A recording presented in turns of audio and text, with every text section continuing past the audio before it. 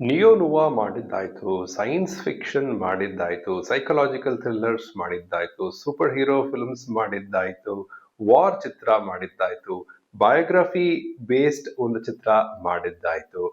ಈಗ ಒಂದು ಎಪಿಕ್ ಫ್ಯಾಂಟಸಿಯನ್ನ ಹೊತ್ಕೊಂಡು ನಮ್ಮ ಮುಂದೆ ಬಂದಿದ್ದಾರೆ ಸಿನಿಮಾ ಪೂಜಾರಿ ಕ್ರಿಸ್ಟೋಫರ್ ನೋಲನ್. ಗ್ರೀಕ್ ಸಾಹಿತ್ಯದ ಪಶ್ಚಿಮ ಜಗತ್ತಿನ ಪ್ರಖ್ಯಾತವಾದ ಮಹಾಕಾವ್ಯ ಹೋಮರ್ನ ಒಡಿಸಿನ ಹೊತ್ಕೊಂಡು ನಮ್ಮ ಮುಂದೆ ಬಂದಿದ್ದಾರೆ.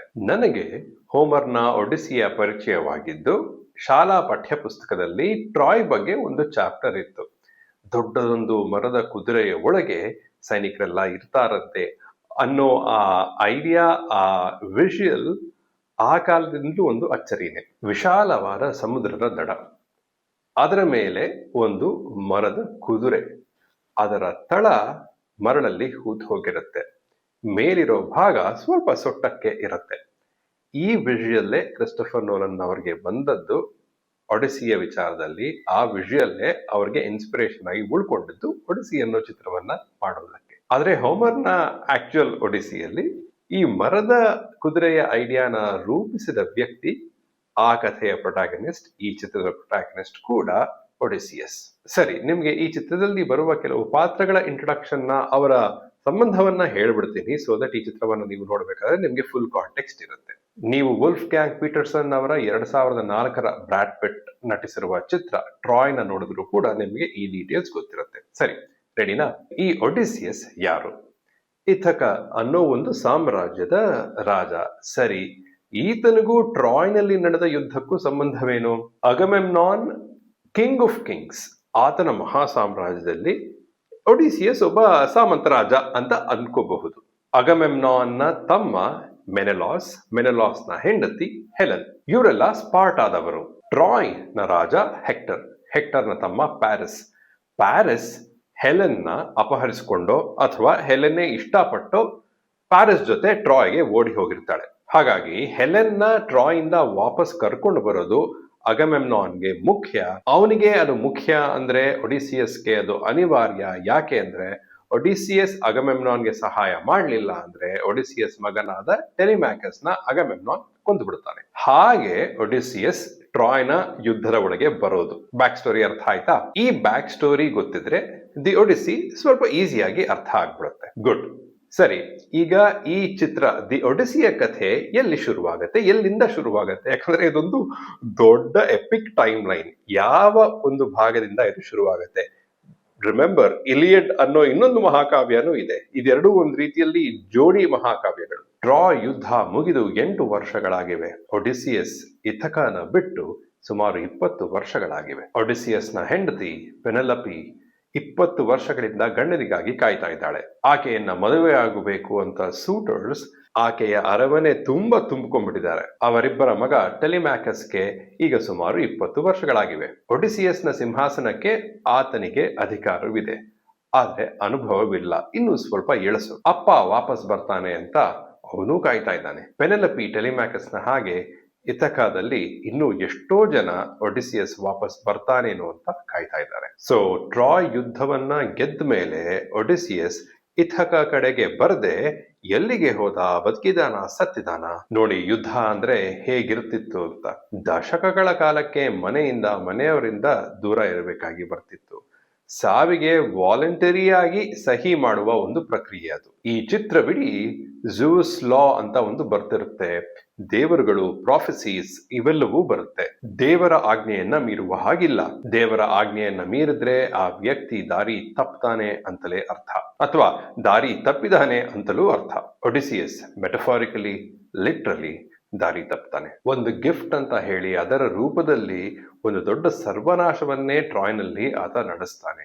ಅದು ಝ್ಯೂಸ್ ಲಾನ ಬ್ರೇಕ್ ಮಾಡಿದ ಹಾಗೆ. ವಾರ್ ಹೀರೋಸ್ ಎಲ್ಲ ಹೀರೋ ಆಗಿ ನೋಡುವ ವಾರ್ ಹೀರೋ ಆತ ಒಡಿಸಿಯಸ್. ಆದ್ರೆ ಆ ಟ್ರಾಯ್ ಯುದ್ಧ ನಡೆದ ಮೇಲೆ ಅವನಿಗೆ ಅರ್ಥ ಆಗತ್ತೆ, ವಾರ್ ನಲ್ಲಿ ಯಾರು ಹೀರೋಸ್ ಇರೋದಿಲ್ಲ, ಇರೋರೆಲ್ಲರೂ ವಿಲ್ಲನ್ಸೇ ಅಂತ. ಒಂದು ರೀತಿಯಲ್ಲಿ ಕಳಿಂಗ ಯುದ್ಧ ನಡೆದ ಮೇಲೆ ಸಾಮ್ರಾಟ ಅಶೋಕನಿಗೆ ಜ್ಞಾನೋದಯವಾಗತ್ತಲ್ಲ, ಆ ರೀತಿಯದ್ದು ಅದು. ಆ ಯುದ್ಧದ ಗೆಲುವನ್ನ ಆತ ಸೆಲೆಬ್ರೇಟ್ ಮಾಡೋದಿಲ್ಲ. ಆತನಿಗೆ ಬೇಕಾಗಿರೋದೆಲ್ಲ ಹೆಂಡತಿ, ಮಗ, ಇಥಕಾದ ಜನರು, ಇಥಕಾದ ಮಡಿಲಿಗೆ ಹಿಂದಿರುಗುವುದು. ಕಣ್ಬಿಟ್ರೆ ಆತನಿಗೆ ಕಾಣೋದೆಲ್ಲ ಕೊನೆ ಇಲ್ಲದ ಸಮುದ್ರ. ಅದೇ ಪೆನೆಲಪಿಗೆ ಕಣ್ಬಿಟ್ರೆ ಕಾಣೋದೆಲ್ಲ ಕತ್ತಲು, ತನ್ನನ್ನು ಭಕ್ಷಿಸಲು ತಯಾರಾಗಿರುವ ಗಂಡಸರು ತುಂಬಿರುವ ಒಂದು ಕೋಣೆ. ಈ ಚಿತ್ರದಲ್ಲಿ ನಮಗೆ ಕತೆ ಹೇಳಲ್ಪಡುವುದು ಎರಡು ರೀತಿಯಿಂದ. ಒಂದು ಒಡಿಸಿಯಸ್ ಕಲಿಪ್ಸೋ ಇವರಿಬ್ಬರ ನಡುವಿನ ಮಾತುಕತೆಯಿಂದ, ಇನ್ನೊಂದು ಟೆಲಿಮ್ಯಾಕಸ್ ಒಡಿಸಿಯಸ್ ಬಗ್ಗೆ ಕೇಳುವ ಕಥೆಗಳ ಮೂಲಕ. ಇನ್ಸೆಪ್ಷನ್, ಪ್ರೆಸ್ಟೀಜ್, ಇಂಟರ್ಸ್ಟೆಲಾರ್, ಟೆನೆಟ್ ಥರ ಒನ್ ಲೈನ್ ಐಡಿಯಾ ಇಂದಲೇ ನಿಮ್ಮನ್ನ ವಾವ್ ಅನ್ನಿಸೋ ಚಿತ್ರ ಅಲ್ಲ ಇದು. ಆ ಎಕ್ಸ್ಪೆಕ್ಟೇಷನ್ ನ ಇಟ್ಕೊಂಡು ಹೋಗ್ಬೇಡಿ. ಇದೊಂದು ರೀಟೆಲ್ಲಿಂಗ್ ಆಫ್ ಎನ್ ಎಪಿಕ್. ಇಲ್ಲಿ ಫೋಕಸ್ ಒಡಿಸಿಯಸ್ ಮೇಲೆ, ಒಡಿಸಿಯಸ್ ಟ್ರಾಯ್ ಇಂದ ವಾಪಸ್ ಮನೆ ಕಡೆಗೆ ಮಾಡೋ ಸಮುದ್ರಯಾನದ ಮೇಲೆ. ಇಲ್ಲಿ ಫೋಕಸ್ ಇರೋದು ಆ ಹ್ಯೂಮನ್ ಸೆಪರೇಷನ್ ಮೇಲೆ. ಇಲ್ಲಿ ಫೋಕಸ್ ಇರೋದು ವಾರ್ ಮೇಲೆ, ವಾರ್ ಅನ್ನೋ ಐಡಿಯಾ ಮೇಲೆ, ವಾರ್ ಅನ್ನೋ ಒಂದು ಎಪಿಕ್ ಡಿಸ್ಟ್ರಕ್ಷನ್ ಮೇಲೆ, ಲಾಸಸ್ ಮೇಲೆ. ಈ ಎಲ್ಲವನ್ನು ಚಿತ್ರ ತುಂಬಾ ಎಫೆಕ್ಟಿವ್ ಆಗಿ ನಮ್ಗೆ ಕನ್ವೆ ಮಾಡುತ್ತೆ. ನೋಲನ್ ಚಿತ್ರಗಳ ಎಷ್ಟೋ ಟ್ರೋಪ್ಸ್ ಇಲ್ಲೂ ಇವೆ. ಫಸ್ಟ್ಲಿ ಒಂದು ಎಪಿಕ್ ಕ್ಯಾನ್ವಸ್, ಆದ್ರೆ ಅದರಲ್ಲಿ ಹೇಳ್ತಿರೋದು ಒಂದು ಡೀಪ್ಲಿ ಹ್ಯೂಮನ್ ಸ್ಟೋರಿ.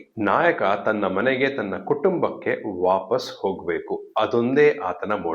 ಒಂದು ಸಂಬಂಧದ, ಒಂದು ಪೀರಿಯಡ್ ಆಫ್ ಟೈಮ್ ನ ಸಂಕೇತವಾಗಿ ಒಂದು ವಸ್ತು. ಪದೇ ಪದೇ ರಿಪೀಟ್ ಆಗೋ ಆ ಒಂದು ವಿಜುವಲ್, ನಾನ್ ಲೀನಿಯರ್ ನರೇಷನ್, ಒಂದೇ ಸಮಯದಲ್ಲಿ ಬೇರೆ ಬೇರೆ ಕಡೆ ನಡೆಯೋ ಇವೆಂಟ್ಸ್, ಡ್ರೀಮ್ ಆಫ್ ಯುಟೋಪಿಯಾ, ಇವೆಲ್ಲ. ಈಗ ಹೇಳಿದ್ನಲ್ಲ, ಆ ಪಟ್ಟಿಯನ್ನ ತಯಾರು ಮಾಡ್ಬೇಕಾದ್ರೆ ನನಗೆ ನಗು ಬರ್ತಾ ಇತ್ತು. ಯಾಕಂದ್ರೆ ಆ ರೀತಿ ಒಂದು ಚಿತ್ರವನ್ನ ನೋಡಬೇಕು, ಗಮನಿಸಬೇಕು ಅಂತ ನಮ್ಗೆ ಪ್ರೇರೇಪಿಸಿದ್ದೆ ಇಂತಹ ಫಿಲ್ಮ್ ಮೇಕರ್ಸ್ ಗಳ ಚಿತ್ರಗಳು ಅಲ್ವಾ. ಒಡಿಸಿಯಸ್ ನ ಯಾನದಲ್ಲಿ ಹಲವಾರು ಎಪಿಸೋಡ್ಸ್ ಇವೆ. ಸರಿ, ಎಲ್ಲಾದ್ರೂ ಏನಾದ್ರೂ ಅಂದ್ರೆ ಸಪ್ಲೈಸ್ ಮುಗಿದು ಹೋಗ್ತಿರುತ್ತಲ್ಲ ಹಡಗಿನಲ್ಲಿ, ಸೊ ಏನಾದ್ರೂ ಎಲ್ಲಾದ್ರೂ ಸಿಗತ್ತೇನೋ ತಿನ್ನೋದಕ್ಕೆ ಅಂತ ಒಂದು ಐಲ್ಯಾಂಡ್ ನಲ್ಲಿ ನಿಲ್ಸಿದ್ರೆ ಅಲ್ಲಿ ಅವ್ರಿಗೇನೋ ಥ್ರೆಟ್ ಇರುತ್ತೆ, ಅಲ್ಲಿಂದ ದಿಢೀರಂತ ಅವರು ಮತ್ತೆ ಓಡ್ ಹೋಗ್ಬೇಕು. Storm after storm until we were truly last ಅನ್ನೋ ಒಂದು ಸಾಲೆ ಇದೆ ಈ ಚಿತ್ರದಲ್ಲಿ. ಈ ಎಪಿಸೋಡ್ಸ್ ನಲ್ಲೆಲ್ಲ ಒಂದು ಜಾಯಿಂಟ್ ಐಲ್ಯಾಂಡ್ ಎಪಿಸೋಡ್ ಇದೆ, ಅದು ನನಗೆ ವರ್ಕೇ ಆಗ್ಲಿಲ್ಲ. ಅದರ ಪರ್ಪಸ್ ಕೂಡ ನನಗೆ ಸರಿಯಾಗಿ ಅರ್ಥ ಆಗ್ಲಿಲ್ಲ. ಹಾಗೇನೆ ಇನ್ನೊಂದು ತುಂಬಾ ರಶ್ ಅಂತ ಅನ್ನಿಸ್ತು, ಅದ್ ಯಾವುದು ಅಂತ ನಾನು ಈಗಲೇ ಹೇಳೋಕೆ ಹೋಗೋದಿಲ್ಲ. ಹಾಗೇನೆ ಕಾಂತಾರದಲ್ಲಿ ಬಂದ ಬ್ರಹ್ಮರಾಕ್ಷಸನ ಎಪಿಸೋಡ್ ನ ಹಾಗೆ ಇಲ್ಲೂ ಒಂದು ಇದೆ, ಆದ್ರೆ ತುಂಬಾ ಪಾಯಿಗ್ನೆಂಟ್ ಆಗಿ.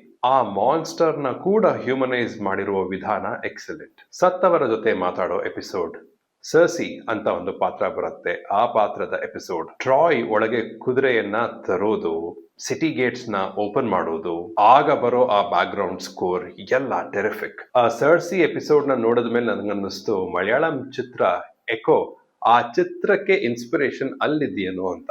ನಮ್ಮ ಸೀತಾ ಸ್ವಯಂವರಕ್ಕೆ ತುಂಬಾ ಹತ್ತಿರದಲ್ಲಿರೋ ಒಂದು ಎಪಿಸೋಡ್ ಕೂಡ ಇದೆ ಇಲ್ಲಿ. ಯುಮೇಯಸ್ ಅನ್ನೋ ಪಾತ್ರ, ಹಾಗೇನೆ ಆ ನಾಯಿ ಆರ್ಗಸ್, ನೋಲನ್ ಅವರ ಚಿತ್ರಗಳ ಸ್ಟೈಲ್ ನಲ್ಲೇ ಬರುವ ಹಾಗೆ ಫ್ಯಾಂಟಾಸ್ಟಿಕ್ ಡೈಲಾಗ್ಸ್. ಅವರ ಸ್ಟೈಲ್ ಅಂದ್ರೆ ಸ್ವಲ್ಪ ಎಕ್ಸ್ಪೊಸಿಷನ್ ಜಾಸ್ತಿನೇ ಇರುತ್ತೆ, ಆದ್ರೆ ನಮಗೆ ಐ ಥಿಂಕ್ ಇಂಡಿಯನ್ ಆಡಿಯನ್ಸ್ಗೆ ಅದು ಆಕ್ಚುಲಿ ವರ್ಕ್ ಆಗುತ್ತೆ. What you most can't have is what you already had and lost. I think ಆ ರೀತಿಯ ಒಂದು ಸಾಲು ಬರುತ್ತೆ ಅಂತ ಅದು ಕೇಳಿದಾಗ ಢಗ್ ಅಂತ. That's the other thing. Nolan ಬಳಸಿರುವ ಇಂಗ್ಲಿಷ್ ಈ ಚಿತ್ರಕ್ಕೆ ಇದು ನಮಗೆ ಅರ್ಥವಾಗುವ ಇಂಗ್ಲಿಷ್, ಟೆಕ್ಸ್ಚುಯಲ್ ಇಂಗ್ಲಿಷ್ ಏನೂ ಅಲ್ಲ. ಇನ್ಫ್ಯಾಕ್ಟ್ ಮಾಮ್ ಡ್ಯಾಡ್ ಅಂತೆಲ್ಲ ಬರುತ್ತೆ. ಹಾಗಾಗಿ ನಮ್ಗೆ ಡೈಲಾಗ್ಸ್ ಅನ್ನ ಅರ್ಥ ಮಾಡ್ಕೊಳ್ಳೋದ್ರಲ್ಲಿ ಸ್ವಲ್ಪವೂ ಕಷ್ಟವಿರೋದಿಲ್ಲ. ಟೆಲಿಮ್ಯಾಕಸ್ ನ ಪಯಣವನ್ನ ಮ್ಯಾಟರ್ ಆಫ್ ಫ್ಯಾಕ್ಟ್ಲಿ ತೋರಿಸ್ತಾರೆ, ಒಡಿಸಿಯಸ್ ಪಯಣವನ್ನ ಡ್ರಾಮ್ಯಾಟಿಕ್ ಆಗಿ ತೋರಿಸ್ತಾರೆ. ಶಿಪ್ರೆಕ್ ದೃಶ್ಯದಲ್ಲಿ ಇರೋ ಆ ಸೌಂಡ್ಸ್, ಆ ವಿಂಡ್, ಹಾಗೇನೆ ಆ ಮಾನ್ಸ್ಟರ್ ದೃಶ್ಯದಲ್ಲಿ ಬರೋ ಒಂದು ಭಯಾನಕವಾದ ಒಂದು ಆರ್ಥನಾದ, ಇವೆರಡಕ್ಕೂ ಆಪೋಸಿಟ್ ಆಗಿ ಇನ್ನೊಂದು ಬ್ಯೂಟಿಫುಲ್ ಸೈಲೆನ್ಸ್ ಇರೋ ಒಂದು ಮೊಮೆಂಟ್ ಇದೆ. ವಿಶಾಲವಾದ ಸಮುದ್ರ, ಅದರಲ್ಲಿ ಒಂದೇ ಒಂದು ಹಡಗು, ಸೈಲೆನ್ಸ್. ಟುವರ್ಡ್ಸ್ ದಿ ಎಂಡ್ ನಮ್ಮ ಮಾಸ್ ಮಸಾಲಾ ಸೆನ್ಸಿಬಿಲಿಟೀಸ್ಗೆ ಸರಿ ಹೊಂದುವಂತ ಒಂದು ಕೆಲವು ಮೊಮೆಂಟ್ಸ್, ಒಂದು ದೊಡ್ಡ ಎಪಿಸೋಡ್ ಕೂಡ ಇದೆ. Was I fully convinced about it? Not really. ಕಣ್ಣು ಕಾಣದ ಒಬ್ಬ ಮುದುಕ, ಅವನನ್ನ ಒಂದು ಪಾರ್ಟಿಗೆ ಕರ್ಕೊಂಡು ಹೋಗ್ತಿರೋನು ಒಬ್ಬ ಭಿಕ್ಷುಕ. ಆತನು ಸ್ವಲ್ಪ ಮುದುಕಾನೆ. ಅವರಿಬ್ಬರ ಬ್ಯಾಕ್ ಶಾಟ್ ಅನ್ನ ನೋಡಿದಾಗ ವಾಹ್ ಅನಿಸ್ತು. ಆ ಹಡಗುಗಳು, ಆ ಕಲ್ಲು ಕಟ್ಟಡಗಳು, ಆ ಕಾಸ್ಟ್ಯೂಮ್ಸ್, ಆ ಮರದ ಕುದುರೆ, ಎಂತಹ production design. Game of Thrones for example, ಅದರಲ್ಲಿ ಕಂಡು ಬರೋ ಸ್ಕೇಲ್ ನಿಮಗೆ ಇಲ್ಲಿ ಕಾಣಿಸದೇ ಇರಬಹುದು. ಅದನ್ನ ಮಾಡೋಕೆ ಬರದೇ ಅಲ್ಲ, ಅದು ಫೋಕಸ್ ಅಲ್ಲ, ಇಷ್ಟು ಸಾಕು ಅಂತ.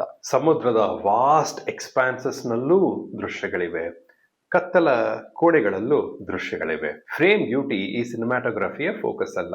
ಈ ಸಿನಿಮ್ಯಾಟೋಗ್ರಫಿಯ ಫೋಕಸ್ ಅಲ್ಲಿರೋ ವ್ಯಕ್ತಿಗಳು, ಪಾತ್ರಗಳು, ಮನುಷ್ಯರು. ಎಪಿಸೋಡಿಕ್ ಆಗಿ ನರೇಷನ್ ಇದ್ರೂನು, ಬೇರೆ ಬೇರೆ ಟೈಮ್ ಲೈನ್ಸ್ ನಲ್ಲಿ ನರೇಷನ್ ಇದ್ರೂನು, ನಾನ್ ಲೀನಿಯರ್ ನರೇಷನ್ ಇದ್ರೂ ಕೂಡ ಎಡಿಟಿಂಗ್ ಇಸ್ ಸೂಪರ್ ಸ್ಮೂತ್. ಎಲ್ಲೂ ಯಾರಿಗೂ ಏನು ಕನ್ಫ್ಯೂಷನ್ ಆಗಬಾರ್ದು. ನಟರ ಬಗ್ಗೆ ಏನ್ ಹೇಳೋಣ, ಮಾತಾಡೋ ಹಾಗಿಲ್ಲ. ಮ್ಯಾಟ್ ಡ್ಯಾಮನ್ ಎಲ್ಲ ಟಾಪ್ ನಾಚ್. ಆದ್ರೆ ಎಲ್ಲರನ್ನೂ ಮೀರಿ ನನಗೆ ಸ್ಪೆಷಲ್ ಅನ್ಸಿದ್ದು ಆನಿ ಹ್ಯಾಥವೇ. ಗಂಡನಿಗಾಗಿ ಕಾಯ್ತಾ ಇದ್ದಾಳೆ, ಮಗನನ್ನ ಮ್ಯಾನೇಜ್ ಮಾಡಬೇಕು, ಖಾಲಿ ಇರೋ ಸಿಂಹಾಸನವನ್ನ ಮ್ಯಾನೇಜ್ ಮಾಡಬೇಕು, ಹೊರಗೆ ಝಾಂಡಾ ಊರಿರೋ ಆ ಸೂಟರ್ಸ್ ನ ಕೂಡ ಮ್ಯಾನೇಜ್ ಮಾಡಬೇಕು. ಅವರ ಪರ್ಫಾರ್ಮೆನ್ಸ್ನೆಲ್ಲ ನೋಡ್ಬೇಕಾದ್ರೆ ನಮಗೆ ಬೇರೆ ಏನು ಕೆಲಸ ಇಲ್ಲ, ಆ ಪರ್ಫಾರ್ಮೆನ್ಸ್ ಅಲ್ಲಿ ಕಳೆದು ಹೋಗೋದೊಂದೇ. ಈ ಚಿತ್ರದಲ್ಲಿ ಒಂದು ಸಂದೇಶ ಬರುತ್ತೆ. ಅದೇನು ಅಂದ್ರೆ, ನಮ್ಮ ಕಂಟ್ರೋಲ್ ಅನ್ನ ಬಿಟ್ಟು ಆಗಾಗ ಕೆಲವೊಮ್ಮೆ ಜೀವನದಲ್ಲಿ ನಾವು ಲೀಪ್ ಆಫ್ ಫೇತ್ ನ ಮಾಡಬೇಕು ಅಂತ. ಅಂತಹ ಲೀಪ್ ಆಫ್ ಫೇತ್ ನೋಲನ್ ಮಾಡ್ತಾನೆ ಇರ್ಲಿ. ನಮ್ಮ ಮೇಲೆ ಅವರ ಕಂಟ್ರೋಲ್ ಹೀಗೆ ಇರ್ಲಿ.